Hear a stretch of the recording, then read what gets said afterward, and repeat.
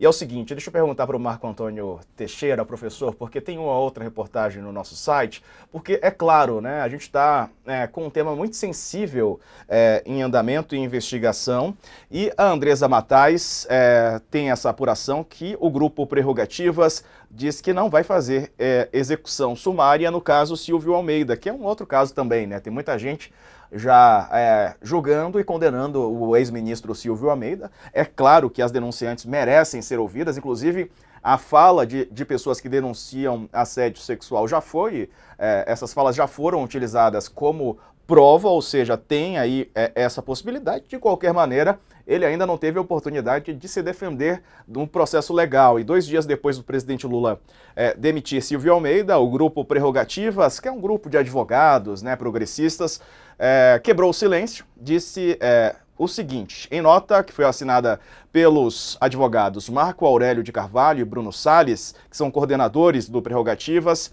eles disseram que jamais vão permitir que se criminalize qualquer vítima, ao mesmo tempo em que jamais vão permitir que um acusado seja condenado sem o devido processo legal. As denúncias envolvendo o agora ex-ministro silenciaram o grupo, é o que diz a Andresa, não que eles tivessem, né, obrigação de se pronunciar, de qualquer maneira é assim que ela via, né? Deixa eu perguntar aqui para você, professor, essa posição, né, o Silvio Almeida como uma pessoa respeitada, né, como professor acadêmico e agora é envolvido nessas denúncias gravíssimas.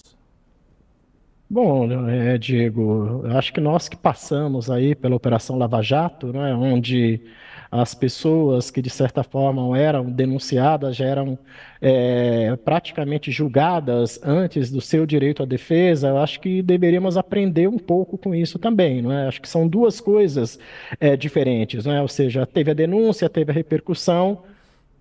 O presidente Lula optou por demiti-lo, né, uma vez que ele não quis pedir demissão. Essa é uma questão, é a parte política, né? Agora, a parte de você condenar uma pessoa depende fundamentalmente do exercício de direito à defesa, do respeito ao chamado devido processo legal. Até que o procedimento venha a público, seja investigado, tem Polícia Federal, tem CGU, tem Comissão de Ética Pública, não é? Vamos juntar os elementos que, de certa forma, compõem o caso primeiro, para depois nós darmos um veredito. Nós não podemos repetir erros de condenação prévia de pessoas, e já tivemos, inclusive, fatos no passado, não é? Escola base devia ter nos ensinado um pouco mais, inclusive, não é? E criminalizar pessoas antes do momento certo.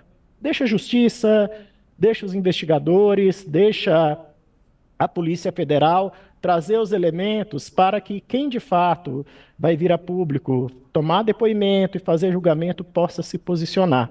Eu tenho muito receio de a gente sair já por aí, já com um veredito final, não é? Com a resposta final, antes que sequer ele possa se posicionar. Eu acho que esse é um princípio civilizatório. Eu acho que cada um de nós aqui pode ter a sua opinião do ponto de vista da reação pessoal sobre o conjunto de denúncias, né? A gente fala muito da Aniele, mas tem umas outras questões que permeiam esse fato também. Mas criminalizar não cabe a nós. Tá? Então, vamos esperar as instituições se posicionarem e, obviamente, que depois que as investigações forem adequadamente concluídas e assegurada ao ex-ministro aí o direito de defesa para ele. Exatamente. Sakamoto, concorda? Oi, desculpa, falhou o som. O som, né? Eu perguntei se você concorda. Ah, tá. Então, eu acho que é o seguinte, dentro desse processo todo, é claro que. Primeiro que é o seguinte, o Prerrogativas realmente não, eu acho que eles não iam se posicionar. O Silvio, ele é um ex-membro do Prerrogativas. Existe muita briga interna, né? Pessoas que apoiam o Silvio e pessoas que apoiam que apoiam o Silvio em todo esse imbróglio, pessoas que apoiam a Aniele em todo esse imbróglio, dentro do Prerrogativas, né? Existe essa cisão, existem essas discussões entre membros do Prerrogativas. Conversei com vários deles nos últimos dias, né? Inclusive tem essa cisão também. Tem gente que apoia, tem gente que acha que foi um exagero, tem gente que acha que foi isso mesmo e a resposta tinha que ser dura. Então, além de tudo, o grupo, na verdade, não tem uma posição única sobre isso, né? Então, e é natural, é um grupo muito grande, né? Todas as pessoas que estão, e todos esses atores que estão envolvidos direto ou indiretamente nesse caso, né, de representantes do Me Too, passando por representantes da pessoas ligadas a Aniele, a própria Aniele, Silvio, tudo, estão tudo lá no meio, né? Então, lá das prerrogativas. Então, acho que também o grupo também não faria sentido nesse ponto de vista se posicionar. Do ponto de vista político, né, é insustentável que o ministro acusado de violar direitos, o ministro de Direitos Humanos acusado de violar direitos humanos pudesse permanecer no cargo, né? Não é um julgamento criminal, não é um julgamento jurídico, é um julgamento político, tal como é o impeachment. O impeachment não é um julgamento criminal. A pessoa pode não ter cometido crime nenhum e ser mesmo assim caçada. Tem muita gente que diz, como assim? É verdade, impeachment é julgamento político, né? Inclusive, quando as pessoas perdem suporte, perdem apoio, acabam sendo caçadas, né? Lula, Bolsonaro, Temer, Fernando Henrique, todo mundo pedalou. E só a Dilma é caçada, entendeu? Porque ela não tinha apoio político, perdeu o apoio político, perdeu o suporte político naquele momento. Então, o que acontece? Nesse caso, né, o presidente da República avaliou que seria insustentável manter alguém que foi o ministro dos Direitos Humanos acusado de violar direitos humanos no seu cargo, ainda mais uma violação desse porte, que seria um assédio sexual em cima de uma colega de ministério que é mulher e negra e nada mais nada menos do que, além de ser uma jornalista competente, mulher negra, é irmã de Marielle Franco. Né? Então, seria insustentável essa a manutenção do jeito que foi colocada. Agora começa outra questão, que é a questão do julgamento criminal, né? Porque é crime, né? Assédio sexual é crime. Então, existe um julgamento criminal que vai ser tocado, né? E aí é claro que ninguém deve condenar ninguém antes da hora, né? Existe uma denúncia, né? Existe a palavra da vítima que houve, ela se manifestou perante o presidente Lula, né? A palavra da vítima, pela lei brasileira, ela tem força, é suficiente de prova para dar início a um processo, né? Ao contrário de como as pessoas, tipo, você vê, não, foi só a palavra da vítima. Não, a palavra da vítima tem força para dar início a um processo, né? No Brasil. Ela é considerada, ela é levada em conta, sim. Então, esse processo vai ter início, agora vamos ver como é que vão ser os desdobramentos jurídicos, não vai se condenar ninguém antes da hora. Agora, é claro que a gente está falando também tudo isso, é uma discussão muito complexa, tudo isso, porque também estamos falando tudo isso na mais pura abstração, por quê? Porque, tecnicamente, por mais que você tenha essa situação, houve uma decisão política, que era retirar o ministro, né, após a denúncia, né, após a situação com a Aniele Franco ser colocada. E depois há uma questão criminal. Porém, do ponto de vista técnico, aconteceram duas coisas já. A proteção à vítima foi para o saco, porque, aliás, em todo o processo de assédio e tudo, a gente tem que proteger a vítima, principalmente a vítima. E a proteção à vítima foi pro saco. A Aniele foi hiper exposta, foi pressionada. O campo bolsonarista estava falando uns aberrações que não dá, que não são compreensíveis, assim, né? Em cima dela. Né? Isso acontece muito porque o governo federal demorou muito para agir.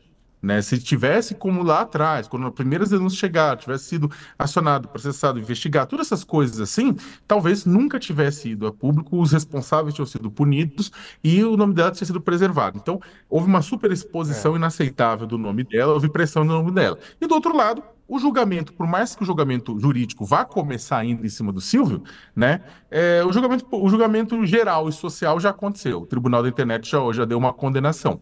Né? Não estou falando se ela é justa ou ela é injusta, mas estou falando que essa condenação já aconteceu. Então a gente está falando só em efeito abstrato, né?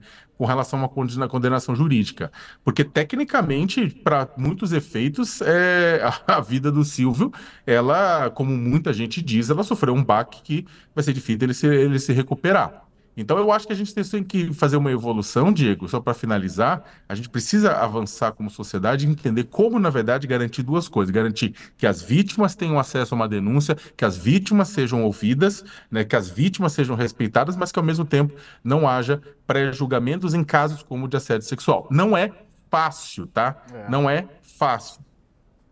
É isso, ô Sakamoto, porque assim, como dizem, né, nos bastidores que esse assunto já estava circulando há algum tempo, se medidas tivessem sido tomadas, não precisavam nem expor exatamente qual era o motivo para que não as denunciantes, né, até aqui denunciantes, não fossem expostas. Mas isso foi postergado, acabou saindo a reportagem, né, que expôs o nome da Aniele Franco, não sei se ela consentiu, né? Ela não disse isso publicamente e até tive uma discussão jornalística em alguns grupos, né, sobre colocar o nome dela numa reportagem, por mais que seja né, uma denúncia importante, que talvez foi o nome dela que fez com que a denúncia fosse levada a sério e, enfim, o ministro caiu. De qualquer maneira, a denunciante foi exposta, né? Não sei se ela concordaria com isso. Afinal de contas, além de ministra, ela é uma mulher com família, né? Tem um histórico profissional, tem seu histórico político.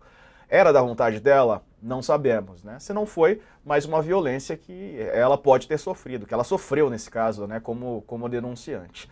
A aguardar, tem muitas coisas a serem respondidas e, é claro, a gente vai atualizar todo mundo que acompanha aqui o UOL News, tentando, né, no máximo possível, manter o respeito. Então, eu peço isso, porque tem gente, ô Sakamoto, você falou bolsonaristas, mas tem gente na esquerda também atacando a denunciante, no caso a Aniele Franco, né, algo que não deveria acontecer, né? Ela deveria ser acolhida, Assim, ouvida. idiota tem nos dois lados, É, Diego. Não existe o monopólio da estupidez, sabe? Estupidez tem para todos os lados. é isso aí.